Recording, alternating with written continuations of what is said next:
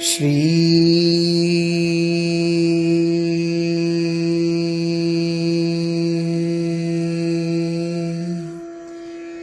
कृष्णाय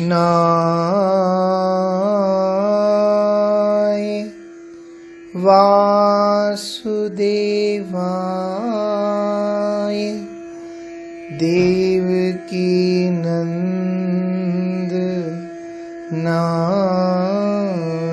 च नंद गोप कुमाराय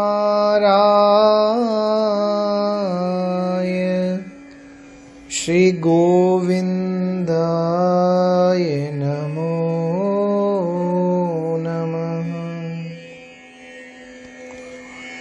भक्ति भक्त भगवंत गुरु चतुर नाम वपु एक, तिनके पग वंदन किए नासहि विघ्न अनेक। मेरी भव बाधा हरौ श्री राधा नागर दोय। जातन की जाई परेशान हरित द्युति होय। बंदो गुरु पद कंज कृपा सिंधु नर रूप हरि। महामोह तम पुंज जासु वचन रवि कर निकर। सब संतन निर्णय कियो मथि, श्रुति पुराण इतिहास। भजवे को द्वही सुघर के हरि के हरिदास। श्री हरि जो आई विराजिए, कथा रसिक हरिदास। तुम श्रोता भक्त माल के, तब पद रज हम दास। जय श्री कृष्ण। श्री उद्धव जी के प्रसंग में हम लोग श्रवण कर रहे थे। श्री ठाकुर जी विचार कर रहे हैं कि मैं उद्धव को ब्रज में भेज दूं, उससे सारे काम सिद्ध हो जाएंगे। ये संदेश लेके आ जाएगा ब्रजवासियों का, और मेरा संदेश उनको पहुंचा भी देगा। श्री उद्धव जी आए और आकर के उद्धव जी प्रणाम करते हैं। जय आदि अनादि उपाधि रहित, जय शेष अशेष तमेश उदय। दैतार आधार अधीर धरा, सुई शाश्वत ब्रह्म अवतार उभय। भय भंजन नाम सुपूरन काम, सखा वपु श्याम ब्रजेश विजय। जय सतचित आनंद सिंधु विभो, सब बोलो प्रभु मथुरेश की जय। मधुपुरी में श्री कृष्ण को अन्यमनस्क अवस्था में देख उद्धव उनकी जय जयकार करते हुए कहते हैं, जो अखिल सृष्टि के आदि स्रोत हैं, जो अनादि हैं, अर्थात जिनका आरंभ कभी नहीं होता, जो रोग शोक जरा आदि के उपद्रव से रहित हैं, जो अशेष भुवनों के स्वामी हैं और जो कल्पांत में मात्र जिनकी सत्ता शेष रहती है, सूर्य सदृश जो सर्वदा उदय रहते हैं, अर्थात जो पूर्ण ज्ञानी है, समुद्र में डूबी हुई धैर्यहीना पृथ्वी का जो उद्धार करने वाले हैं, हे निर्गुण ब्रह्म होकर भी जो सदा सगुण साकार रूप में प्रकट होते हैं, जिनका नाम भय को नष्ट कर सभी की कामनाओं को पूर्ति कर देता है, जो ब्रजाधीश होकर भी मेरे प्रिय सखा हैं, और साथ ही जो सच्चिदानंद रूपी विशाल सिंधु हैं, ऐसे मथुराधीश प्रभु श्री श्याम सुंदर की सभी जन प्रेम से जय जयकार करो, जय बोलो। किंतु उद्धव ने जब देखा श्री ठाकुर जी के नेत्रों से तो अश्रु प्रवाहित हो रहे, इन्होंने पूछ लिया, ज्ञानी है ना, मेरो भ्रम है कि भूल और शूल के धो अनमिल से बाजत हैं झीने तार मन के सितार के, ऊनो सो नूनो और पूरो प्रण पूनो सो मावस के सिंध बीच लक्षण क्यों ज्वार के, अचरज महान निर्विकार है विकार कहाँ, दिन में दिवाकर पे सीकर तुषार के, सियर सांस ही हिचकिन लहर श्याम, आँखिन में आंसू आज क्यों गहरे विचार के।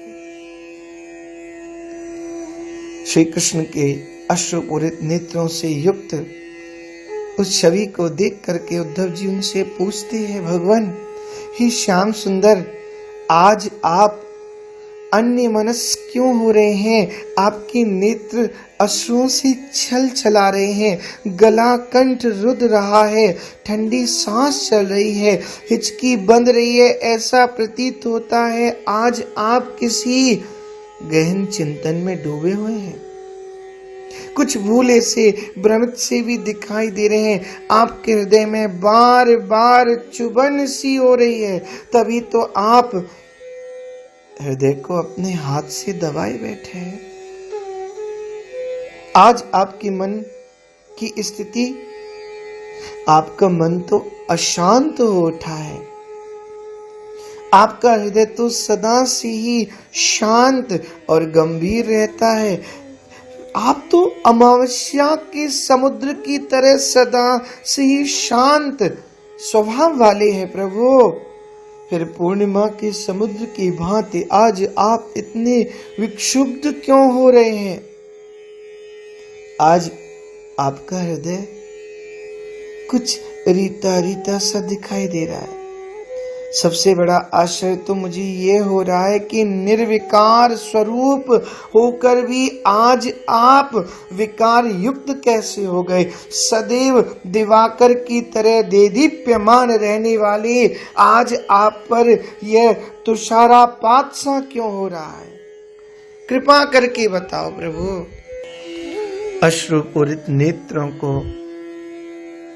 गोविंद ने जब उद्धव की ओर उठा करके देख करके बोला, उद्धव जाने गो गज को चढ़िया कहा कंटक पीर, महलन बसैया रंक गति ना पिछाने को। हे प्रिय उद्धव, जिस प्रकार हाथी की सवारी करने वाला व्यक्ति बिना पादुका के जो पैदल चल रहा है और चलने वाले व्यक्ति के पैर में चुभने वाली कांटे की पीड़ा वो हाथी पर बैठ करके चढ़ करके चलने वाला नहीं जान सकता, जिस प्रकार महलों में रहने वाला व्यक्ति किसी दरिद्र की दयनीय दशा को नहीं पहचान सकता, और जिस प्रकार स्वभाव से ही जो क्रूर है, अपनी हृदयहीनता के कारण सदैव धूल ही छानता रहता है, अर्थात सदैव नीरसकारी करता रहता है, वह सरसता के भाव को भला कैसे समझ सकता है। केतकी और बबूल के अंतर को एकमात्र भौरा ही जान सकता है। चक्कू रूपी निष्काम भक्ति चंद्रमा के महत्व को समझ सकता है। जिसका हृदय राहु की तरह अंधकार से भरा है, वह पूर्ण प्रकाश से युक्त चंद्रमा का वर्णन कैसे कर सकता है। किंबा हृदयहीन व्यक्ति राहु और शशि अर्थात अच्छे और बुरे की पहचान कैसे कर सकता है। जिसके मन का अहम भाव विनष्ट हो गया है, ऐसा कोई प्रेमी भक्त ही मेरे नेत्रों में छल चलाए आंसुओं के भाव को समझ सकता है। अर्थात अहम भाव में डूबा हुआ व्यक्ति मेरी आंतरिक वेदना को कदापि नहीं समझ सकता। बड़ा सुंदर पद है। जाने गो गज को चढ़ैया, कहा कंटक पीर महलन बसैया। रंक गति का छाने गो धूर रस मूर, नहीं जाने कूर।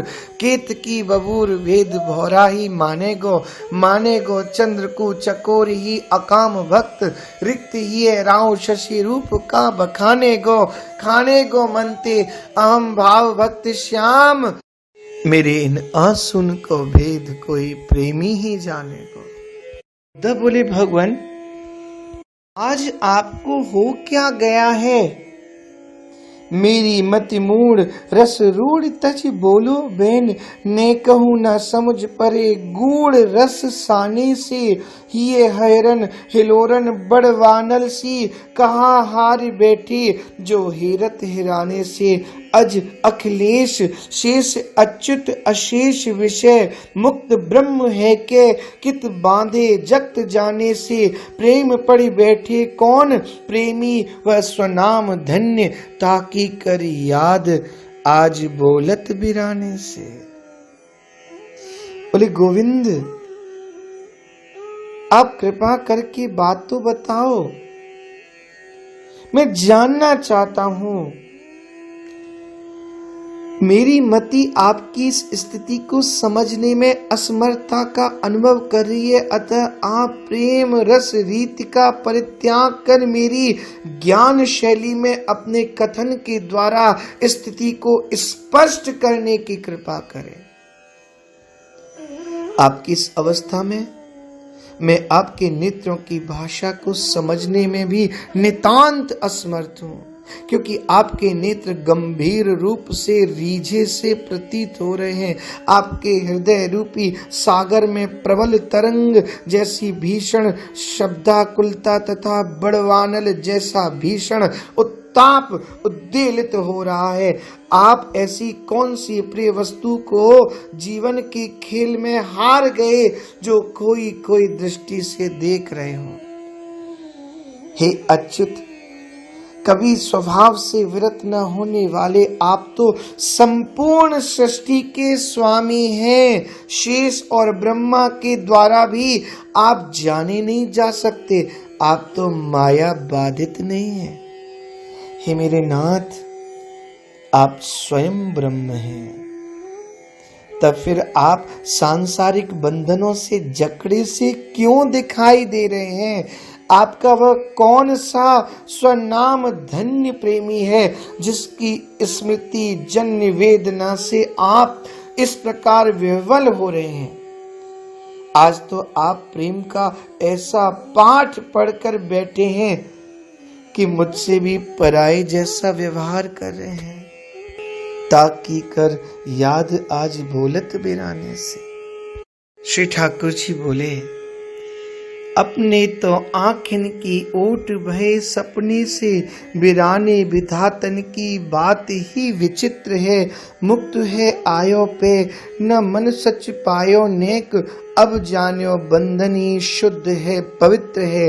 कहाँ या स्वत्व में ममत्व अपनत्व कौसो, चिन्हू न भूले झूले आँखिन में चित्र है। आंध्रे को आरसी दिखाए का रिझाऊं याते, मौन ही है सार को शत्रु है न मित्र है। हे प्रियोद्धव, जिन्होंने मुझे सब प्रकार से अपना लिया था और जिन्हें मैंने भी सब प्रकार से अपना स्वीकार कर लिया था, आज वे सभी स्वप्न की तरह मेरी आंखों से ओझल हो गए हैं। फिर जिनसे कभी किसी प्रकार का नाता ही नहीं जुड़ा, ऐसे उन पराये लोगों से किसी प्रकार के सुख की आशा करना ही व्यर्थ है। यद्यपि मैं आज उनसे सर्व प्रकार से मुक्त होकर यहाँ आ गया हूँ, फिर भी आज मेरे मन को शांति नहीं मिल रही है। मुझे अभी भली प्रकार यह अनुभव हो गया है कि उन अपने यानी ब्रजवासी जनों का बंधन कितना शुद्ध व पवित्र है, परम शुद्ध परम पवित्र है। तभी तो उनकी स्मृति जन्य वेदना से आज मेरा हृदय उद्वेलित हो रहा है। हे उद्धव, मेरे कहने का आशय यह नहीं कि यहाँ कोई मेरा नहीं है, यहाँ भी मेरे स्वजन संबंधी हैं, पर अपनेपन का जो अनुभूति मुझे वहां होती थी ना, वह मुझे यहाँ लेश मात्र भी दिखाई नहीं देती। वो दिखाई नहीं पड़ता वह प्रेम। उन स्नेही जनों का अपनापन भुलाने पर भी नहीं भूल पा रहा हूं। वह आज भी मेरी आंखों के सामने चित्र के समान झूल रहा है। जो स्नेह की, प्रेम की, अपनेपन की बात ही नहीं समझ पा रहा हो, उसे प्रसन्न कर पाना कथमपि संभव नहीं है।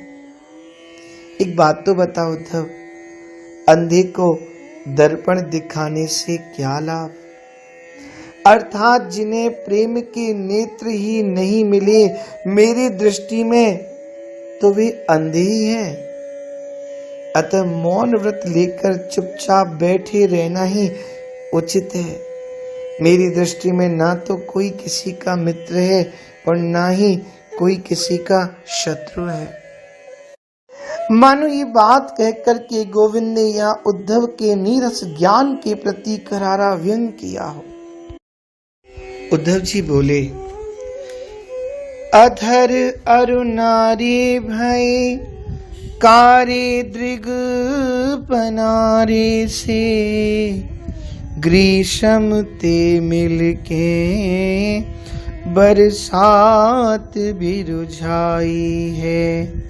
श्याम तन में है श्रम बिंदु अनगिन से मानो, तरुण तामरस पे तुरी तुषार धार थाई है।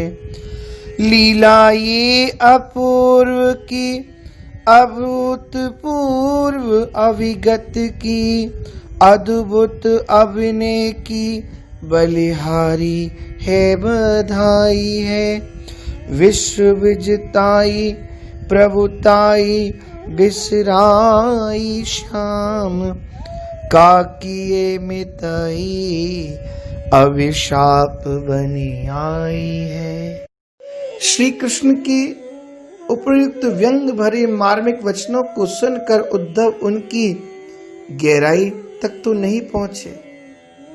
वे उनकी वेदना जन्य अवस्था का पुनः वर्णन करते हुए कहते हैं, प्रिय मित्र, उद्विग्न अवस्था के कारण आपके अरुण अधर काले पड़ गए हैं और सतत अश्रु प्रवाह के कारण आपके नेत्र पनारा बनकर के रह गए हैं। आपके मुख से निकलने वाली श्वास ग्रीष्मकालीन ताप से युक्त लू के समान प्रतीत हो रही है। साथ ही नेत्रों के अश्रु प्रभाव के कारण ऐसा आभास होता है मानो ग्रीष्म और वर्षा ऋतु एकत्र होकर परस्पर उलझ गई हो। आपके सुंदर सांवले शरीर पर पसीने की अगलित बूंदों के उपस्थित हो जाने से ऐसा लगता है मानो किसी पूर्ण विकसित नील कमल पर ताजी हिमरेखा सी जम गई हो। जिस प्रकार आपको पूर्णतः समझ पाना असंभव है, उसी प्रकार आपकी यह अद्भुत लीला इससे पूर्व कभी देखने में नहीं आई। हे मित्रवर, आपके द्वारा किए जा रहे इस सच्चे एवं आश्चर्यमय अभिनय पर मैं बलिहारी जाता हूँ। आपका यह अभिनय निस्संदेह प्रशंसनीय एवं अभिनंदनीय है। एतदर्थ मेरी ओर से हार्दिक बधाई। कृपया अवश्य आप इस बधाई को स्वीकार करें। हे नाथ, आप तो समग्र विश्व के स्वामी हैं, फिर आपने उस विश्व विजयिनी प्रभुता का इस प्रकार से विसर्जन क्यों कर दिया? आपके किस मित्र की मित्रता आपके लिए अभिशाप बन करके आ गई है आज, जिसके कारण ये आपकी दशा हो रही है, ये स्थिति हो रही है? श्री ठाकुर जी बोले, आई है लहर आज ये सिंधु में ते बही, बुई इन आँखिन में आंसू बन छाई है उदासी श्याम ब्रज के संदेश बिना, मैया के माखन की कीमत ना चुकाई है, काई मन मुकुर की मिटावन दबाई, एक भोरे ब्रजवासिन की पद रज बताई है, ताई है वियोग में वियोगिनी वृषभान बारी, सत्य कहूँ सखा आज ताकी सुधि आई है, सत्य कहूँ सखा आज ताकी सुधि आई है। उद्धव की जिज्ञासा को शांत करते हुए श्री कृष्ण उद्धव से कहते हैं, उद्धव, आज बहुत दिनों बाद मेरा हृदय रूपी सिंधु ब्रजवासियों की स्मृति जन्य वेदना से उद्वेलित हो उठा है। उसी की एक लहर मेरे नेत्रों में अश्रु बनकर छा गई है। ब्रज के प्रिय परिजनों का कोई संदेश प्राप्त न होने के कारण मेरा मन आज उदासी से युक्त हो रहा है।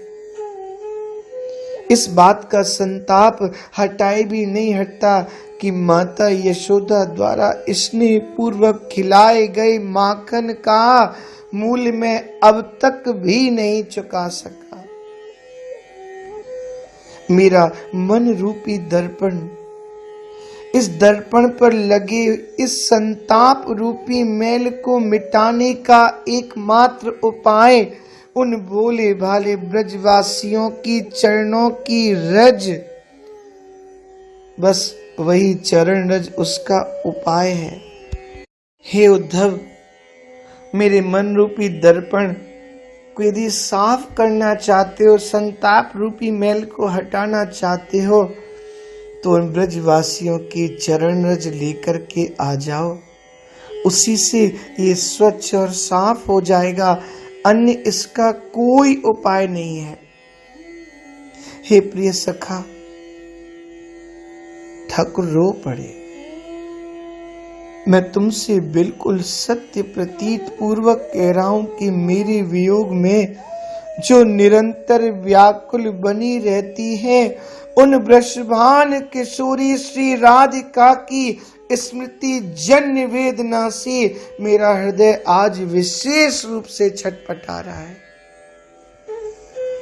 मुझे श्री राधा रानी के चरण कमलों का स्मरण हो रहा है। मुझे राधा रानी के मुखार विंद का स्मरण हो रहा है। मुझे राधा रानी का दर्शन करना है। उद्धव, करा सकते हो? श्री ठाकुर जी की अत्यंत बड़ी हुई विरह दशा को देख करके उद्धव उन्हें समझाना चाहते हैं, पर ठाकुर तो कहां समझे। आगे का भाव हम लोग अगले भाग में श्रवण करेंगे। जय श्री कृष्ण।